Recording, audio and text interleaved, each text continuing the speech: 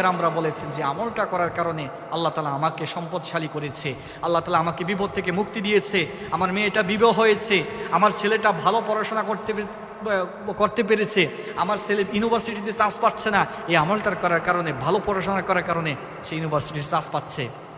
আপনার আশা আপনি একটা ভালো সরকারি চাকরি করবেন, পাচ্ছেন না, চেষ্টা করতেছেন, পারেন না, এই একটা আমল করুন, এই আমলটা খেয়াল করবেন।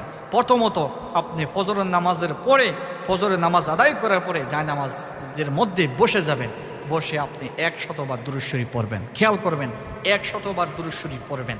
100 বার দুরূদ শরীফ পড়ার পরে আপনি যে কোনো দুরূদ পড়তে পারেন, তারপরে পড়বেন 499 বার। খেয়াল করবেন, 499 বার পড়বেন লা হাওলা ওয়ালা কুওয়াতা ইল্লা বিল্লাহ, লা হাওলা ওয়ালা কুওয়াতা ইল্লা বিল্লাহ, লা হাওলা ওয়ালা কুওয়াতা ইল্লা বিল্লাহ। 499 বার পড়বেন। একবার পড়বেন লা হাওলা ওয়ালা